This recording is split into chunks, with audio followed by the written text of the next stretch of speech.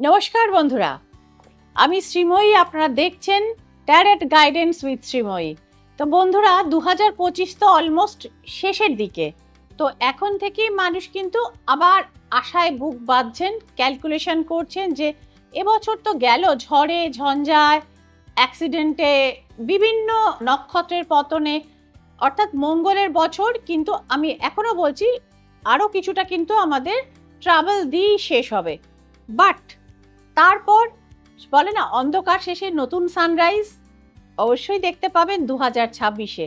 কি সেই সানরাইজ, কেনই বা সানরাইজের কথা বলছে শ্রীময়ী? 2026 আপনারা হিসেব করুন বন্ধুরা, 20 2 + 0 + 2 + 6, অর্থাৎ 6 আর 2 8, 8 আর পরে 0, 0 আর মানে তারপরে হচ্ছে 2, অর্থাৎ 10। অর্থাৎ 10 মিনস হচ্ছে নাম্বার 1, নাম্বার 10 হচ্ছে মিনস হচ্ছে নাম্বার 1। নিউমারোলজিক্যাল ক্যালকুলেশন অর্থাৎ সংখ্যাতাত্ত্বিক গণনাটা কিন্তু এইভাবেই হয়। জাস্ট আপনার ডাবল ডিজিটটাকে আপনার ট্রান্সফার করতে হয় টু এ সিঙ্গেল নাম্বার, একটি নাম্বারে কনভার্ট করে নিতে হয় এবং সেটার ওপর ডিপেন্ড করে সেই সংখ্যার ফলাফল, সেই সংখ্যার ইম্প্যাক্ট। তো 2026-এর ইম্প্যাক্ট আমাদের আসছে, ফলাফলটা আসছে নাম্বার 1, অর্থাৎ ইয়ার অফ সান। সেই জন্যই বললাম অবশ্যই নতুন সূর্যোদয় আসবে। এবং অদ্ভুতভাবে দেখুন বন্ধুরা, আমাদের যে বছরটা চলছে 2025, এটা হচ্ছে নাম্বার 9 দিয়ে শেষ হচ্ছে। তারপর কি আসে 10, অর্থাৎ পুরো একটা পরিক্রমা, একটা দশকের কিন্তু পরিক্রমা। তো এরপরেই কিন্তু একটা নতুন নাম্বার, সুতরাং নতুন নাম্বার মিনস আবার একটি নতুন সাইকেল শুরু, আবার 1 2 3 4 করে কিন্তু আমরা এগিয়ে যাব ভবিষ্যতের দিকে। সো আর দেরি কিসের? আপনারা নিশ্চয়ই জানতে চাইছেন আপনাদের জন্য 2026 কি নিয়ে এসছে, ট্যারো কার্ডের ঝুলিতে কি রয়েছে। কিন্তু অনেক মানুষ অনুরোধ করেছেন শ্রীময়ী এটা একটু বাংলা মতে বলবেন, অর্থাৎ মেষ, বৃষ, মিথুন, কর্কট এইভাবে। তো বন্ধুরা, আপনাদের অনুরোধ, আপনাদের রিকোয়েস্ট আমার কাছে সবার আগে, কারণ আপনারা আছেন বলেই আমি আছি। সো মেষ রাশি 2026 কেমন যাবে, একদম বসে যান দেখবার জন্য। প্লাস মাইনাস দুটো পয়েন্টই আসবে ট্যারো কার্ডের গণনায়।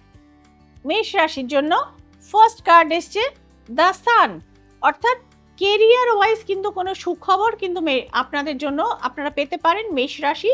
এবং যাদের প্রমোশন আটকে ছিল, দীর্ঘদিন কাজ করছিলেন কিন্তু সফলতা পাচ্ছিলেন না, তাদের জন্য কিন্তু সাফল্যের বছর দেখতে পাওয়া যাচ্ছে।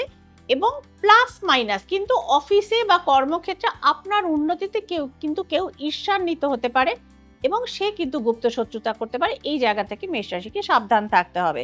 চলে আসবো বৃষ রাশির কথায়।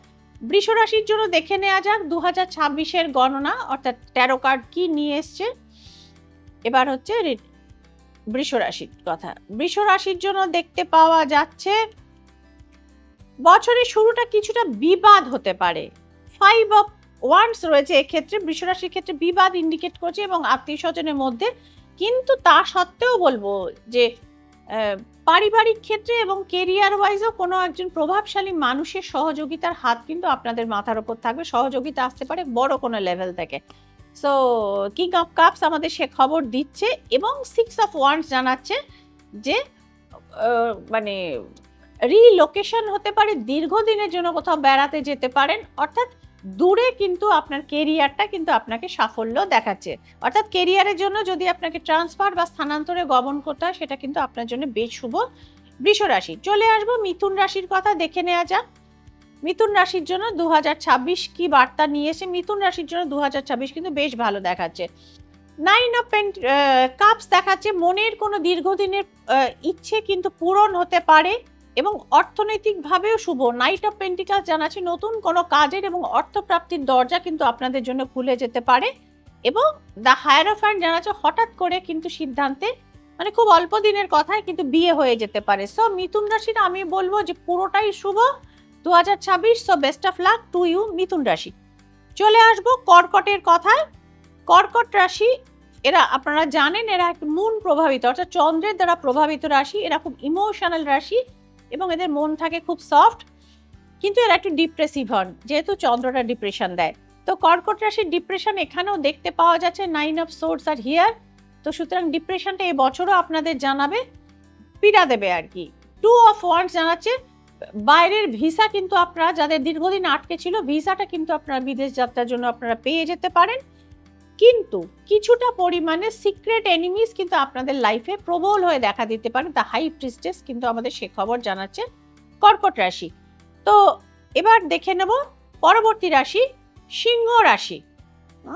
রুলড বাই সান। সিংহ রাশির জন্য এই বছরটি উল্লেখযোগ্য হতে চলেছে। দেখে নেওয়া যাক সূর্যের বছর তাদেরকে কতটা প্রভাবিত করে এবং কতটা সাফল্য দিতে পারে। বিজনেস ওয়াইজ তারা কিন্তু ভালো কিছু করতে পারেন, বড় অ্যাচিভমেন্ট হতে পারে, কিন্তু আবার বিজনেস সম্প্রসারণও হতে পারে, ব্যবসা সম্প্রসারণও হতে পারেন। যারা চাকরিজীবী তাদের তুলনায় বিজনেসম্যানদের এই বছরটা লাক ফেভারটা ভালো আসবে। কোনো মহিলার দ্বারা কিন্তু আপনাদের প্রভূত উপার্জন হওয়ার জায়গা রয়েছে। 9 অফ পেন্টিকলস সে কথা জানাচ্ছে।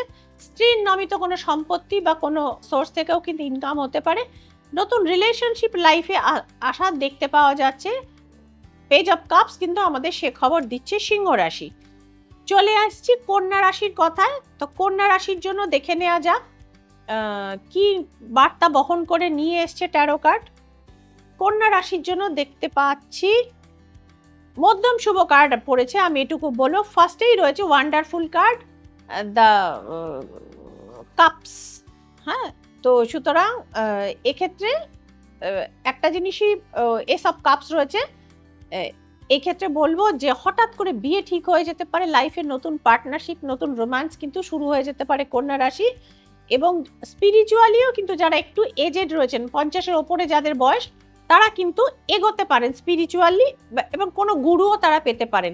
এবং যে সমস্ত ক্রাইসিসের মধ্যে দিয়ে আপনারা যাচ্ছিলেন সেই জায়গা থেকেও কিন্তু আপনারা ধীরে ধীরে ধীরে, অর্থাৎ আপনাদের লাইফে নেগেটিভিটি এবং ব্লকেজেস থেকে আপনারা প্রভূত কষ্ট পেয়েছেন এর মাঝখানে, সেই জায়গা থেকে কিন্তু আপনারা ওভারকাম করতে পারেন কন্যা রাশি। সুতরাং মধ্যম শুভ আমি বলবো। তো বন্ধুরা, এই টিপস আপনাদের এবার দেব যাতে 2026টা আপনাদের বেশ ভালো কাটে।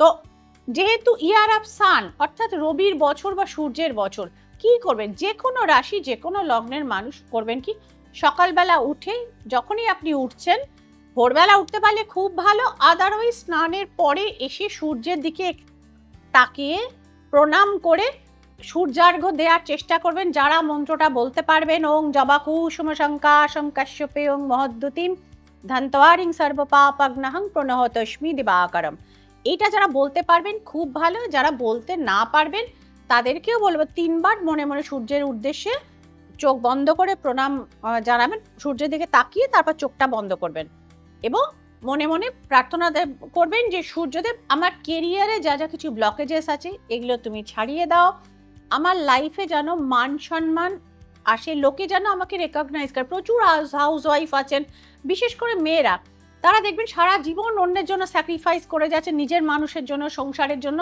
অনেক এরকম পুরুষও আছেন যারা পুরো পরিবারের জন্য স্যাক্রিফাইস করছেন, কিন্তু তাদের কেউ কদর করে না। অর্থাৎ সবই হয়তো আছে তাদের জীবনে, কিন্তু উপযুক্ত ওই সেই বলে না রেসপেক্টটা তারা পান না, যেটা তারা ডিজার্ভ করেন। তো এই জিনিসটা আপনারা করবেন। আর যে মন্ত্রটা বলে দিলাম, এটি সূর্যের প্রণাম মন্ত্র, আপনারা সকলেই জানেন। এটা ছাড়াও আরেকটি রয়েছে, যারা পারবেন তারা প্রত্যেক রবিবার সকালবেলা স্নান করে উঠে আদিত্য হৃদয় স্তোত্র পাঠ করতে পারলে খুব ভালো। না হলে আজকাল ইউটিউব রয়েছে ঘরে ঘরে আমাদের সকলের জন্য, ইউটিউবে আদিত্য হৃদয় স্তোত্রটি চালিয়ে দেবেন। দেখবেন ফ্যামিলির মধ্যে যে বন্ডিংয়ের প্রবলেম ছিল, যে নেগেটিভিটি ছিল, ধীরে ধীরে ধীরে ধীরে যেমন সূর্যালোকের প্রভাবে অন্ধকার কেটে যায়, তেমনি আদিত্য হৃদয় স্তোত্রের প্রভাবে এই জীবন থেকে নেগেটিভিটি কিন্তু সরতে শুরু করে এবং লাইফে আমি বিশ্বাস করি অ্যাকচুয়াল সানশাইন দেখা যায়। করে দেখুন, শ্রীময়ীর এই টিপসগুলো ফলো করুন, অবশ্যই সেক্ষেত্রে সুফল পাবেন। আর দেখানোর জন্য যোগাযোগ করবেন কোথায়? নিচে নাম্বার যাচ্ছে, আমার অ্যাসিস্ট্যান্টরা আছেন, দিনে 11 ঘন্টা তারা ফোন ধরেন। তো সুতরাং তাদের সঙ্গে ফোন করে আপনারা অনলাইন বা অফলাইন যে কোনোটার জন্যই আপনারা নাম বুকিং করতে পারেন। তবে প্রায়র অ্যাপয়েন্টমেন্টটা ম্যান্ডেটরি, আগে থাকতে বুকিং করলে আপনাদেরও সুবিধে, আমারও সুবিধে। ভালো থাকবেন বন্ধুরা, আনন্দে থাকবেন। নতুন বছর আপনাদের জীবনে অনেক আশার আলো এবং সানরাইজ নিয়ে আসুক, এই প্রার্থনা জানিয়ে শেষ করছি আজকের প্রোগ্রাম। Happy new year.